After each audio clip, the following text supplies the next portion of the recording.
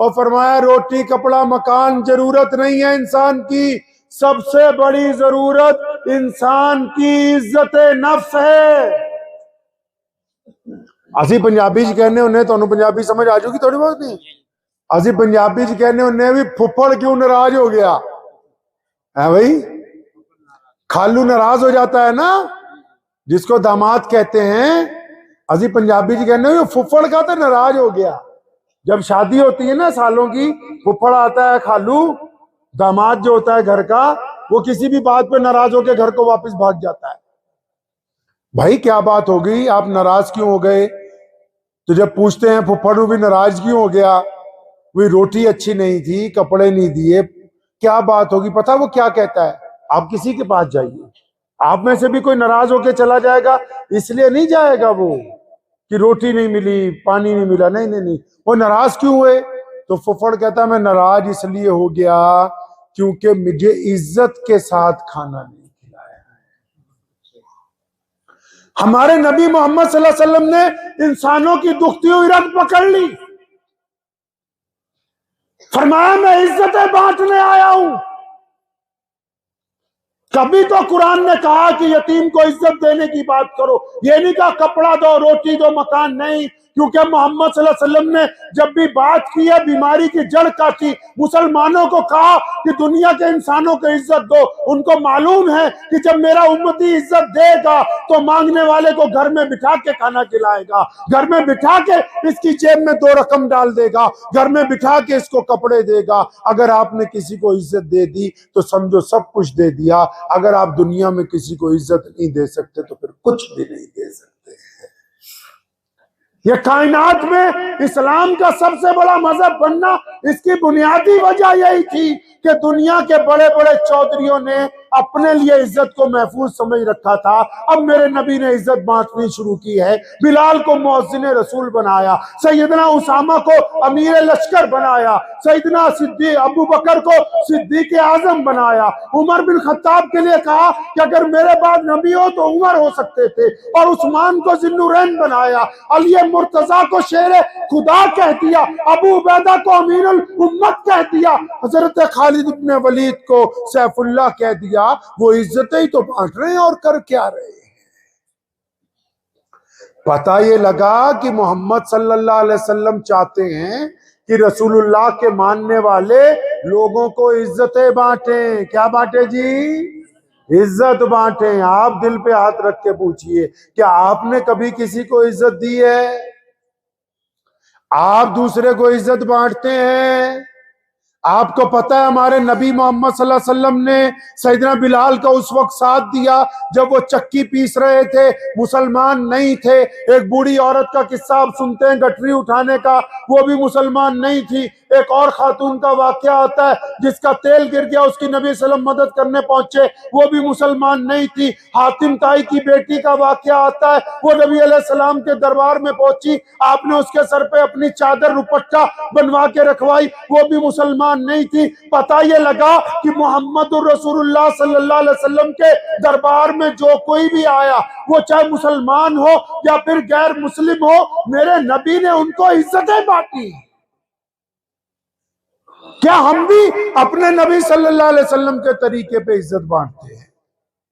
क्या हम में भी वो क्वालिटी है कि हम नबी सल्लल्लाहु अलैहि वसल्लम के कहने के मुताबिक लोगों को इज्जतें बांटते हो, या हम लोगों की इज्जतें छीनते हैं? आपको पता है कि ये मस्जिद है, इसमें 5 वक्त नमाज होती है, पता है इतनी बात भाई? अरे बोलते रहिए, मालूम है ना? मस्जिद में क्या होता है जी? नमाज पढ़ते हैं 5 वक्त। लेकिन अगर ये पूछ लिया जाए कि हम नमाज क्यों पढ़ते हैं, बताओ? अल्लाह की रजा के। अब अंदाजा लगाइए हम लोग इस्लाम से कितना दूर हैं। कोई कहेगा अल्लाह की रजा के लिए, कोई कहेगा अल्लाह का हुक्म है। लेकिन कुरान पाक ने इसका जिक्र किया कि नमाज तुम पर फर्ज कर दी गई है ताकि तुम गंदी बातें करनी छोड़ दो, अच्छी बातें किया करो। इसका मतलब ये नमाज एक जरूरत है और इसका एक मकसद है, क्योंकि नबी सल्लल्लाहु अलैहि वसल्लम को ऐसे लोगों की जरूरत है जो नबी के दीन को आगे पहुंचाएं, नबी के अखलाक हुस्ना को आगे पहुंचाएं, नबी की बातों का अमली नमूना बने। तो नबी अलैहि सलाम को नमाज अल्लाह ने दे दी कि जो नमाजी होंगे ना वो गंदी बातें नहीं करेंगे, वो अच्छी बातें किया करेंगे, वो अच्छे अखलाक वाले होंगे। और बुल्ले शाह ने क्या ना, पंजाबी दे विच क्या बुल्ले शाह ने, वो नमाज भी नीति जाने हो, ठगी भी कीती जाने हो, वो यार की कीती जाने हो। बाबा बुल्ले शाह रहमतुल्लाह अलैह फरमाते हैं ना कि नमाज भी पढ़ते हो, बेईमानी भी करते हो, नमाज भी पढ़ते हो, चोरी भी करते हो, नमाज भी पढ़ते हो, ठगी भी मारते हो। इसका मतलब तुम नमाज नहीं पढ़ते, सिर्फ दिखावा करते हो। कुरान ने कहा ना, अरअयतल्लज़ी युकज़्ज़िबु बिद्दीन, पढ़ी कभी आयत आपने? नमाज में पढ़ते होंगे। अल्लाह फरमाते हैं इस आयत में कि उन लोगों की नमाज तो खराब हो गई, बर्बाद हो गई उनकी नमाज। या अल्लाह किनकी बर्बाद हो गई? फरमाया नमाज जरा नमाज नीति ते न्याज ना दिती। बुल्ले शाह ने इस आयत का भी तर्जुमा किया है, कहना नमाज नीति ते न्याज ना दिती, तेरिया किस कम पढ़िया नमाजा। कुरान ने कहा है ना, ये वो हमारे वाली न्याज नहीं। असी तो न्याज जड़ी दिने ना, हम लोग जो न्याज देते हैं ना, अपनी खीर, अपना ही कटोरा, अपना ही मौलवी, अपने बंदे आप ही खा के अल्हम्दुलिल्लाह। तो कुरान पाक कह रहा है न्याज देने के लिए। कुरान ने न्याज का जिक्र किया है कि नमाज पढ़ते हो, कुरान पढ़ते हो, न्याज क्यों नहीं देते? अरअयतल्लज़ी युकज़्ज़िबु बिद्दीन, अब न्याज क्यों नहीं देते? या अल्लाह कौन सी न्याज? फरमाया तू नमाज पढ़ता है, भूखे को खाना नहीं खिलाता। वो तू नमाज पढ़ता है, यतीम के मुंह में लुकमा नहीं डालता। ओ यार तू नमाज पढ़ता है, अपने पड़ोसी का ख्याल नहीं रखता, इसका मतलब तेरी नमाज बर्बाद हो गई है। फिर कुरान ने कहा कि नमाज पढ़ने वो लोग हैं जो मुत्तकी होते हैं। अब मुत्तकी नूं असी पंजाबी च कहने चंगा बंदा हुंदा है। अब चंगा बंदा कौन होता है जी? जिसको मैं कहूं चंगा है या आप मुझे कहें चंगा है? नहीं नहीं, चंगे की इस्तेलाह करने के लिए मौलवियों के पास जाने की जरूरत नहीं है, मुफ्तियों के पास जाने की जरूरत नहीं है। सैयदना अमीरुल मोमिनीन उमर बिन खत्ताब रज़ियल्लाहु ताला अन्हु मस्जिद में तशरीफ रखते थे। एक बंदा नमाज पढ़ने के लिए आया और साथ में जो बंदा बैठा था अमीरुल मोमिनीन के, उसने कहा या अमीरुल मोमिनीन ये बहुत नेक बंदा है। फरमाया कैसे? फरमाया फजर, जोर, असर, मगरिब, इशा हर नमाज में पहले आता है। फरमाया तुम गलत कहते हो, इसके घर वालों से पूछो। अगर अम्मी अब्बू कहते हैं कि बंदा नेक है तो फिर ये नेक है, और अब्बू अम्मी कहते हैं कि मेरा मुंडा ठग गया तो मेरे ठगी है। अम्मी अब्बू कहते हैं तो ये बदमाश है तो ये बदमाश है। अगर बीवी कहती है ये बदतमीज है तो ये बदतमीज है, नमाजी नहीं है ये। अगर पड़ोसी ये कहता है कि ये बंदा जालिम है तो फिर ये नमाजी नहीं है, ये जालिम ही है। हम मोहम्मद रसूलुल्लाह के दीन के नुमाइंदे हैं भाई। हमारा काम दीन को अपनी अमली जिंदगी में प्रोजेक्ट करना है, अपने नबी सल्लल्लाहु अलैहि वसल्लम के तरीके पर चलना है। अपने दिल पर हाथ रखिए, सो पूछा कीजिए अपने दिल को, क्या हमने मोहम्मद सल्लल्लाहु अलैहि वसल्लम का कोई तरीका अपनाया है? रोजा क्यों रखवाया? रोजा भी जरूरत है, उसका भी एक मकसद है। नमाज का मकसद है कि आप गंदी बातें ना करें। आपको पता है हमारे यहाँ पंजाब च, आपके यहाँ भी होता होगा ये मसला, हमारे यहाँ पंजाब में असी पंजाबी च कहने कि मर्यादा जो है उसका ध्यान रखना है। यानी मस्जिद का जो इज्जत है, मतलब मस्जिद में कोई जूती लेके ना जाए, और मस्जिद में सिर ढक के जाओ, और मस्जिद में वजू करके जाओ, मस्जिद में पाक होके जाओ, मस्जिद में नापाक आदमी नहीं जा सकता। हम कहते हैं ना सब लोग, भाई है ना? तो असी पंजाबी जनू कहने मर्यादा, भाई मर्यादा का ध्यान रखो, मतलब मस्जिद के तकद्दुस का ध्यान रखो। लेकिन ये जिसको हम तकद्दुस कहते हैं, ये तकद्दुस नहीं है, ये प्रोटोकॉल है, जरूरत है।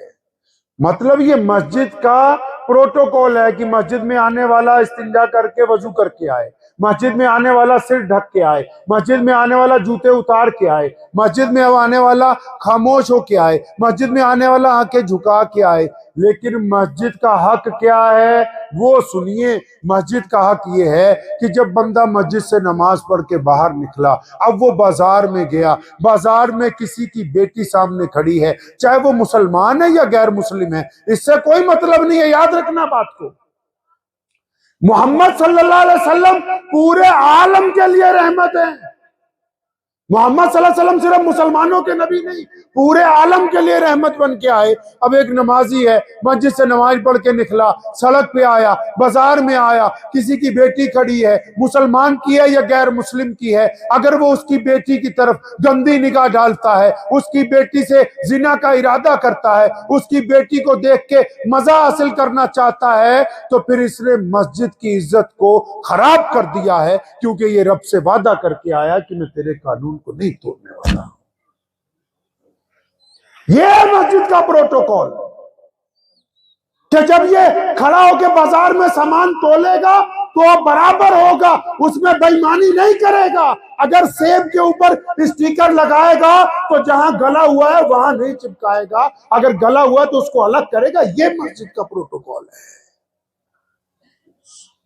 हम मुसलमान हैं, अल्लाह ने हमको ऐसा दीन दिया, इस जैसा दीन कायनात में कोई नहीं।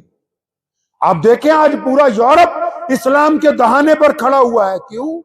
वो इसलिए नहीं कि वहां कोई उनसे लड़ रहा है, वो इसलिए कि जो लोग वहां पर रहते हैं उनका किरदार मोहम्मद रसूलुल्लाह सल्लल्लाहु अलैहि वसल्लम के हुक्म के मुताबिक है, कि उनको मिलने वाले लोग। आप भी बताइए ना, अक्सर मैं मुफ्ती आसिफ साहब से कई दफा कहा, आपसे भी मैं पूछता हूं, आप तो माशाल्लाह सारे नमाजी हैं ना जी भाई, और नमाजी हैं माशाल्लाह सारे, हाथ खड़ा करो, जो नहीं भी है वो भी अल्लाह बना दे उनको। नमाजी है ना सारे माशाल्लाह, नमाज पढ़ते हैं ना, मस्जिद तक तो जाते हैं ना। अच्छा, फिर अब अपने दिल पे हाथ रखो। अरे दिल पे हाथ रखो, पैसे नहीं लगेंगे इस काम के। रख लीजिए, दिल पे हाथ रखिए, ऐसे एक हाथ दिल पे हाथ रखिए सब लोग अपने। जो नमाजी हैं, अब आप अपने दिल से पूछिए, मुझे जवाब देने की जरूरत नहीं है, मुझे ना जवाब दीजिए, अपने दिल से पूछो। आप नमाजी हैं, 5 वक्त के नमाजी हैं, आप सच्ची सच्ची बताओ, कभी आप अपने बुढ़े बाप से जाके गले मिले हो कि अब्बू जी मुझे आपसे बहुत प्यार है, आपसे बड़ी मोहब्बत है, मैं कहता नहीं हूं? नमाजी हो ना आप? पूछो ना, इस दिल से पूछो, कभी अपने बाप से गले मिले हो जाके? ये जितना वजूद आपको आज मिला है, ये आपके माँ बाप ने अपनी हड्डियां पीस के आपको खिलाई है, इसलिए आज आप जवानी की हालत में खड़े हुए हैं। पूछो ना अपने दिल से कि जो नमाज पढ़ते हैं या खुदा को मानते हैं, मुसलमान है या गैर मुस्लिम है, पता तो लगे कि तुम लोग खुदा को मानते हो। अपने माँ बाप को कभी कभी कहा जाके, अच्छा अपनी माँ के पैर दबाएं कभी? आप दिल से पूछो, अपनी माँ के पैर दबाएं कभी? अच्छा, कभी अपनी बीवी से दोस्ती की है? आप नमाजी है ना, इसलिए पूछता हूं। आपको किसने कहा कि नमाज सिर्फ 5 वक्त का नाम है और नमाज पढ़ के दूसरों को ताने देते रहो, आंखें निकालते रहो, टोकते रहो कि फलां ने नमाज नहीं पढ़ी, फलां? नमाज का प्रोटोकॉल तो ये है, क्योंकि मेरे अल्लाह ने कहा कि ऊपर अल्लाह है और नीचे मोहम्मदुर रसूलुल्लाह है। इन दोनों के बाद जमीन पर अगर सबसे ज्यादा किसी की इज्जत की जा सकती है तो बंदे के माँ और बाप की साथ। पता लगे कि आप नमाजी है ना, आप अपने माँ बाप को पूछते हैं। अच्छा चलो, माँ बाप को नहीं पूछा, बीवी को नहीं पूछा, अच्छा सच्ची बताओ, तुम्हारा कभी कोई यार दोस्त करीबी बंदा कोई रोता हुआ मिल गया, उसको हंसाया है तुमने? आपने कभी हंसाया उसको? वो किसी रोते हुए को हंसाया है? रुलाना तो आसान काम है। आपने किसी रोते हुए बंदे को हंसाया है? कोई 2-4 घंटे उसके साथ लगाएं कि यार तू मेरा भाई है, मेरा दोस्त है, मेरा पड़ोसी है, तू घबरा नहीं यार, मैं तेरे साथ हूं। आपने किसी को हंसाया कभी? ये भी नहीं किया। अच्छा ये बताओ, क्या कभी किसी गरीब आदमी का हाथ पकड़ के ले गए, चल यार आज मैं तुझे अपने पैसे से वाजवान खिलाऊंगा, आज तुझे बेहतरीन होटल में खाना खिलाता हूं, हम यार दोस्त तो बहुत दफा खाते रहते हैं, आज किसी गरीब को मैं अपने साथ लेके जाता हूं, लेके गए हो कभी किसी को? किसी ऐसे बंदे को जिसे जानते हो तुम, जिसके कपड़े फटे हुए रहते हैं, जिसके पास पैसे नहीं होते, बताओ ना कभी उसको कपड़े दिए हैं? अच्छा, तुम्हारी कोई बहन गरीब है, कोई दोस्त गरीब है, कोई पड़ोसी गरीब है, अपने दिल से पूछो ना, इस बदबख्त दिल से, कि तेरे पास जब पैसे होते हैं फालतू अय्याशी के लिए लगा सकता है क्या? किसी लिफाफे में चंद हजार रुपए डाल के किसी ऐसे अपने जानने वाले के घर, जो तुमसे कभी शर्म हया से मांगता नहीं, और तुम रात को गए हो उसके दरवाजे के नीचे लिफाफा फेंक के वापस आ गए हो कि मेरे अल्लाह मैं तुझे राजी करने के लिए बस काम कर रहा हूं, मुझे अपनी वाहवाही नहीं चाहिए, कुछ ऐसा किया आपने? फिर क्यों नमाज पढ़ते हैं? अगर नमाज बुराइयों से नहीं रोक रही, अगर नमाज गरीबों की मदद पे आमादा नहीं कर रही, अगर नमाज माँ बाप की इज्जत नहीं सिखा रही, अगर माँ बाप बीवी से मोहब्बत नहीं सिखाती, अगर माँ बाप के साथ पड़ोसियों की इज्जत, मेरे नबी मोहम्मद सल्लल्लाहु अलैहि वसल्लम ने क्या कहा पता है आपको? क्या कहा मोहम्मद रसूलुल्लाह सल्लल्लाहु अलैहि वसल्लम ने? फरमाया वो बंदा मुसलमान ही नहीं, ईमान वाला ही नहीं। लोगों ने पूछा या रसूलल्लाह कौन? और फिर नबी अलैहिस्सलाम ने ये नहीं कहा कि मुसलमान, हिंदू, सिख, ईसाई, दलित, बोधी, जैनी, नहीं नहीं, मेरे नबी ने बीमारी की जड़ काट दी। फरमाया जिसका पड़ोसी उससे डरता है वो बंदा ईमान वाला हो ही नहीं सकता। अगर किसी मुसलमान का कोई पड़ोसी गैर मुस्लिम है और वो उसके साथ खौफ ज़दा है उससे, तो इसका मतलब रसूलुल्लाह कहते हैं कि बंदा अभी मुसलमान हुआ नहीं। कभी अपनी हालत में दीन सिर्फ दिखावे का नाम नहीं है। आपको पता है, अभी आपने सुना होगा कि मोहम्मद सल्लल्लाहु अलैहि वसल्लम की शान में किसी ने बेअदबी की, सुना आपने? पिछले साल भी हुआ था ऐसा, उससे पिछले साल भी फ्रांस में हुआ, उससे पिछले साल भी जर्मन में हुआ। लेकिन कभी सोचा भी ऐसा क्यों होता है? कोई किसी की मुखालफत क्यों करता है? सोचा कभी? नहीं सोचा ना। इत्मीनान से कोई 3 बंदे एक जगह रहते हैं, उनमें एक बड़ी तरक्की कर गया, आगे ही जाता है, तो बाकी 2 क्या करते हैं कि उसको बुरा भला कहते हैं। रिश्तेदारों में भी कोई ज्यादा तरक्की कर जाए तो बाकी के 2 क्या करते हैं जी? उसको कोसने लगते हैं। ये मोहम्मद सल्लल्लाहु अलैहि वसल्लम की जो मुखालफत पूरी दुनिया में कहीं कोई एक आधा बंदा यूट्यूब पे करता है, वो इसलिए करता है जब उसे खुली आंखों से नजर आता है कि कायनात में तो सबसे बड़ा दीन अगर कोई है तो मोहम्मदुर रसूलुल्लाह का है। ये प्यारे अलैहिस्सलातु वस्सलाम है, जिनके पास हर रंग, हर नस्ल, हर जुबान, हर खित्ते के अंदर अल्लाहू अकबर कहने वाले ईमान वाले मौजूद हैं। अब जाहिर सी बात है, जब किसी को यह पता लगे कि इनका दीन इतना आगे चला गया, ये तो दुनिया से गए हुए पर्दा फरमा चुके हैं, उसके बावजूद इनका दीन पेशकदमी कर रहा है, उसके बावजूद लोगों में मोहब्बतें बांटता है, उसके बावजूद लोगों में छुआछूत को खत्म करता है, उसके बावजूद लोगों में बराबरी लाता है, तो इसका मतलब जाहिर सी बात है कि किसी के दिल में तकलीफ हो सकती है।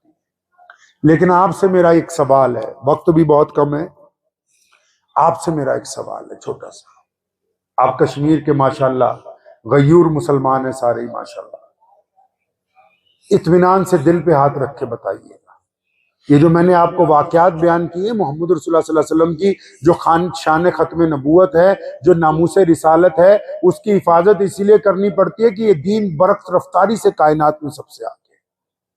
आपसे एक छोटा सा सवाल है, आपने कभी इस्लाम की फोटो देखी? अरे फोटो देखी इस्लाम की कभी? अरे बोलिए, फतवा मत दे देना आपको, क्योंकि इतने फतवे बहुत चल देना कश्मीर के। हाँ जी मोती साहब, लेकिन एक फोटो है, आप अपने मोबाइल से अपनी सेल्फी खींचिए। जो हमारे हिंदू सिख दोस्त हैं, जो ईसाई, दलित, जैनी, बोधी दोस्त हैं हमारे पूरे देश में, अच्छा वो तो कुरान नहीं पढ़ते, लेकिन वो मुसलमानों को जानते हैं, वो मुसलमानों के दीन को भी समझते हैं। अब वो जानते कैसे हैं? क्योंकि वो इस्लाम की तस्वीर देखते हैं। वो तस्वीर कहां है? वो तस्वीर यही है। इस फोटो को खींचिए ना, इसमें देखिए ध्यान से। अगर आपको लगता है कि आपके मोबाइल की सेल्फी, उसमें जो बंदा नजर आ रहा है ये ईमानदार है तो फिर आप खुश हो जाइए कि आप मोहम्मद रसूलुल्लाह सल्लल्लाहु अलैहि वसल्लम के दीन की नुमाइंदगी सही कर रहे हैं। अगर आपका दिल कहता है कि ये फोटो में नजर आने वाला बंदा ठग है, बेईमान है, बदतमीज है, तो आप फिर अपने किसी गैर मुस्लिम दोस्त के नजदीक इस्लाम की वही तस्वीर पेश कर रहे हैं जो आपकी सेल्फी के अंदर मौजूद है। आपने क्या समझा कि दीन को प्रोजेक्ट करना सिर्फ मौलवियों का काम है? नहीं नहीं, आपके साथ जो गैर मुस्लिम पढ़ता है, आपके साथ जिस गैर मुस्लिम का कारोबार है, आपके साथ जो गैर मुस्लिम सफर करता है, आप जिस गैर मुस्लिम के साथ दोस्ती रखते हैं, आप जिन अफसरान के साथ मिलते हैं, या आप जो आपके मतहत जो लोग लगे हुए हैं, वो आपको बहैसियत बरादरी, बहैसियत कौम बाद में जानते हैं, वो बहैसियत मुसलमान आपको पहले जानते हैं। अगर कोई मुसलमानों के लड़के चौक पे खड़े हो, किसी गैर मुस्लिम की बेटी की तरफ देखते हो गंदी निगाह से, वो घर जाके ये थोड़ी कहेगी कि मीर साहब का बेटा, डार साहब का बेटा, अंसारी साहब का, कुरैशी साहब का। नहीं नहीं, उसने कहा ना मुसलमानों के दो लड़के खड़े हुए थे, उन्होंने मेरी तरफ गंदी निगाह से डाला। अब अपने गिरेबान में झांक के बताओ मुसलमानों, क्या तुम्हारा वजूद मोहम्मद रसूलुल्लाह सल्लल्लाहु अलैहि वसल्लम के दीन की नुमाइंदगी के लिए है कि नहीं है? क्या हम इसकी नुमाइंदगी का हक अदा कर रहे हैं कि नहीं कर रहे? पता तो लगे कि हम किस जगह पे खड़े, हमारी हैसियत क्या है समाज के अंदर। आपको पता है हमारी हैसियत इतनी बड़ी है पूरी दुनिया में, पूरे देश में, आज भी पूरे भारत में, आज भी कहीं चले जाइए, यहीं आ जाओ, चाहे डोडा में चले जाओ, 3-4 हिंदू भाइयों को बुलाओ, 3-4 मुसलमानों को बुलाओ, अगर कोई पैसे का लेन देन होगा, अगर कोई मुसलमान चिट्टा झूठ बोलेगा ना साफ, तो 2-3 हिंदू भाई बोल देंगे यार तो मुसलमान होकर झूठ बोल रहा है। मतलब हमारी हमसाया कौम को हमारे बाप दादाओं ने, उनके आबो अजदाद ने, औलिया अल्लाह ने, बुजुर्गान दीन ने इस हद तक ईमानदारी से काम किया कि हमारी हमसाया कौमें अगर हम झूठ बोलते हैं तो हमें याद दिलाती है कि तुम मुसलमान हो, तुम झूठ नहीं बोल सकते हो, तुम मुसलमान हो, तुम शराब नहीं पी सकते हो, तुम मुसलमान हो, तुम सूद पर पैसे नहीं ले सकते हो, तुम मुसलमान हो, तुम ठगी नहीं मार सकते। यानी हमारी हैसियत यह है कि हमारी हमसाया कौमों के सामने हमारे बाप दादाओं ने, औलिया इकराम ने इतनी सख्ती के साथ अपनी जिंदगी गुजारी है, इतनी मोहब्बत से, ईमानदारी से गुजारी है कि आज अगर हम पटरी से उतरते हैं तो वो हमें याद दिला देते हैं, भाई तुम मुसलमान हो, तुम तो ये काम कर नहीं सकते हो। आप बताओ, हो सकता है मेरी बात किसी को बुरी लग रही हो, लेकिन सच्ची सच्ची अपने दिल से पूछो तो सही कि अगर मोहम्मद रसूलुल्लाह ने, आपको पता है पूरी दुनिया के लोग क़यामत के दिन अल्लाह के आगे पेश होंगे, लेकिन हमें तो 2 जगह पेश होना है, अल्लाह के आगे भी पेश होना है, मोहम्मद रसूलुल्लाह के आगे भी पेश होना है। उस वक्त क्या जवाब देंगे? इसलिए इस बात को ज़हन नशीन कर लें। आप बच्चे हैं, बड़े हैं, बूढ़े हैं, जवान हैं, आप अपनी जगह पर मोहम्मद रसूलुल्लाह सल्लल्लाहु अलैहि वसल्लम के नुमाइंदे हैं, उनके दीन के नुमाइंदे हैं। आप जो करते हैं गैर मुस्लिमों के नजदीक वही इस्लाम पहुंचता है। तो इस बात को याद रखिए कि इस्लाम की प्योरिटी को कायम रखना, इस्लाम की मोहब्बतों को कायम रखना, इस्लाम के आला किरदार को कायम रखना, इस्लाम की नशो नुमा को कायम रखना, ये ला इलाहा इल्लल्लाह मुहम्मदुर रसूलुल्लाह पढ़ने वालों का काम। एक सुन्नत है मोहम्मद सल्लल्लाहु अलैहि वसल्लम की, करेंगे इंशाअल्लाह। आपको एक सुन्नत बता दूं, करेंगे इंशाअल्लाह। अब आप सोचो गोश्त खाना सुन्नत है, ठीक है, मीठा खाना सुन्नत है जी। इसके अलावा भी सुन्नतें हैं। एक बड़ी प्यारी सुन्नत है मेरे नबी मोहम्मद सल्लल्लाहु अलैहि वसल्लम की, और वो ऐसी सुन्नत है जिसकी वजह से इस्लाम पूरी दुनिया में पहुंचा है, जिसकी वजह से ये दीन क़यामत तक कायम रहेगा। वो सुन्नत ये है कि नबी अलैहिस्सलातु वस्सलाम ने फरमाया कि बदगुमानी कुफर है। क्या फरमाया नबी सल्लल्लाहु अलैहि वसल्लम? बदगुमानी। तो प्यारे नबी अलैहि सलाम क्या चाहते हैं कि मोहम्मद अलैहि सलाम के मानने वाले जब सोचेंगे तो पॉजिटिव सोचेंगे। पता है ये सुन्नत आपको? नहीं, आपने तवज्जो नहीं। यानी दिल में बुरा ख्याल लाना रसूलुल्लाह की उम्मत का काम नहीं है। दूसरे के मुतालिक राय कायम जब की जाए, मोहम्मद सल्लल्लाहु अलैहि वसल्लम चाहते हैं कि जब आप किसी के मुतालिक राय कायम करेंगे तो अच्छी राय कायम करेंगे, बुरी राय का क्या। हम लोग कैसे राय कायम करते हैं? हम लोग ऐसे राय कायम करते हैं, हम लोग किसी को देखते हैं, अच्छा कोई मौलवी देख लिया बढ़िया, हम सोचते हैं कि अच्छी मुर्गी फंसी होगी इसके पास, ये हमारी राय है। हम अपने किसी भाई को तरक्की करते हुए देखें, पड़ोसी को तरक्की करते, यार ये ठगी मारता होगा, सुभान अल्लाह, क्या आपने राय कायम की। किसी खूबसूरत आदमी को देखे, कोई खातून, कोई मर्द कहीं जा रहे, अच्छा ये बदमाशी करने जा रहे होंगे, वाह क्या राय कायम की आपने। चाहे वो भाई बहन हो या मियां बीवी हो, आपने अपने पास से क्या राय कायम की है। कोई अपनी जरूरत के लिए चला जा रहा है, हम सोचे अच्छा ये चोर लग रहा है देखने में, क्या क्या राय कायम किया। मोहम्मद सल्लल्लाहु अलैहि वसल्लम को सहाबा ने आके कहा, या रसूलुल्लाह सल्लल्लाहु अलैहि वसल्लम, हमें फलां बंदे पे शक है कि वो बंदा बेईमान लगता है। अल्लाह के नबी नाराज हुए, फरमाया कि तुमने उसकी छाती फाड़ के देखी। आप जब राय कायम करते हैं, आज क्या हालत है, भाई भाई के खिलाफ राय कायम करता है, अपने पास से ख्याली पुलाव बनाता है, अच्छा मेरा फोन नहीं उठाया होगा जानबूझ के, अगला स्तिंजे बैठे हो गए, जानबूझ के हो गए।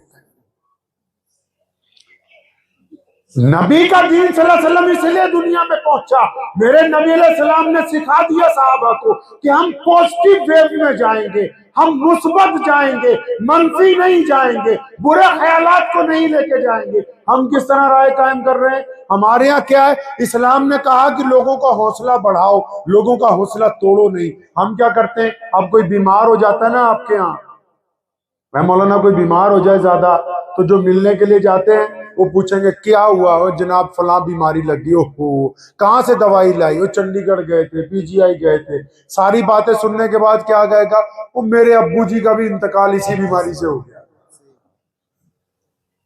अरे बदबख्त, तू उसका दिल तोड़ रहा है। 50 आदमी ले लो, किसी कैंसर के मरीज को ले आओ, उनको बोलो बस इसको सारा दिन जब कभी मिलो अचानक यही कहना कि भाई कल से आज अच्छा है, अगर वो 50 दिन में ना ठीक हो जाए तो मुझे आगे। मोहम्मद रसूलुल्लाह ने कहा कि हम हौसला बांटने आए हैं, इज्जत बांटने आए हैं, गरीबों को बराबर करना आए हैं, हम लोगों को अपने कंधे से कंधा जोड़ के मस्जिद में खड़ा करने वाले लोग हैं, हम लोगों के दिलों को तोड़ने के लिए नहीं आए हुए। हम कैसी राय कायम कर रहे हैं? अगर हमारे खित्ते में कहीं इस्लाम की रफ्तार कम है तो इसका मतलब ये नहीं कि कोई हमसे ज्यादा ताकतवर है, इसका मतलब ये कि हमारे दीन में जिसको हम मान रहे कहीं ना कहीं कोई कमी मौजूद है जिसको दूर करने की जरूरत है। उस कमी को अपने दिल में तलाश करें, ढूंढे उसको, और नबी अलैहि सलाम की सुन्नत को अपनाइए कि हमने जब भी राय कायम करनी है, क्या राय कायम करनी है? पॉजिटिव राय, मुस्बत राय, अच्छी राय। बाद में जो नतीजा आएगा, खा बुरा हो या अच्छा, वो बात की बात है, लेकिन मोहम्मद सल्लल्लाहु अलैहि वसल्लम ये चाहते हैं कि आपकी राय अच्छी होनी चाहिए।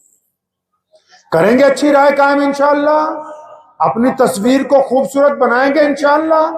अरे बताइए, बनाएंगे इंशाअल्लाह।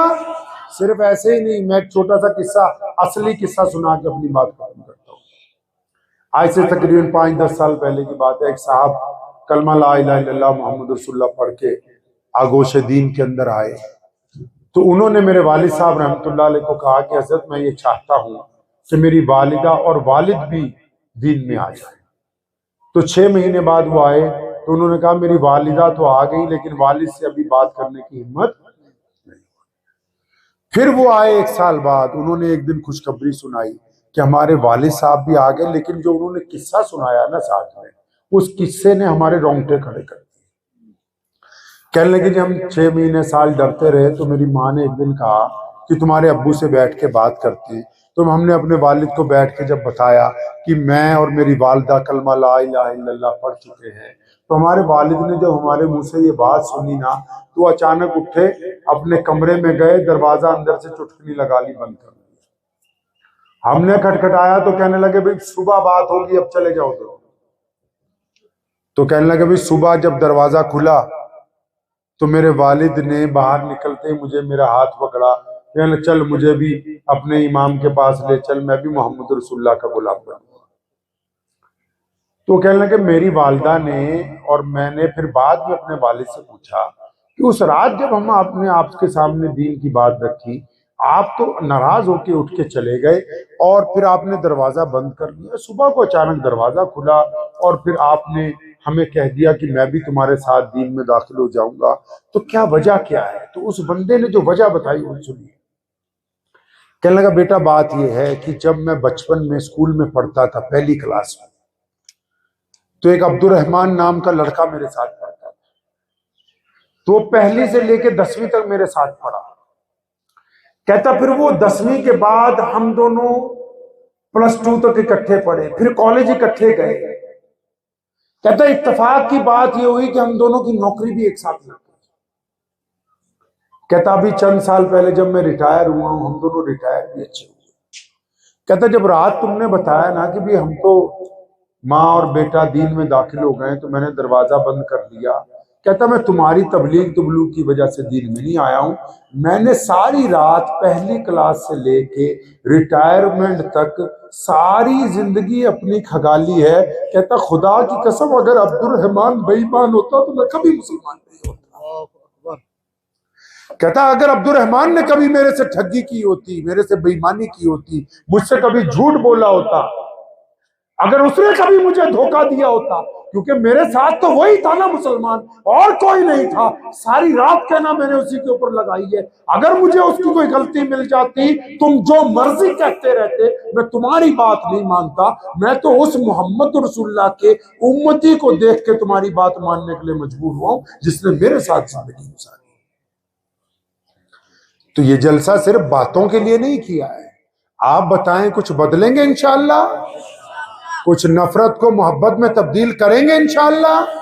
जो कौमें जहां अक्सरियत में होती हैं, उनका काम होता है कि अकलियतों के साथ अपने आला किरदार को पेश करें। पता नहीं आपको कोई मौलवी ये बात कहेगा या नहीं कहेगा, लेकिन ये मोहम्मद रसूलुल्लाह सल्लल्लाहु अलैहि वसल्लम की सुन्नत है ये भी,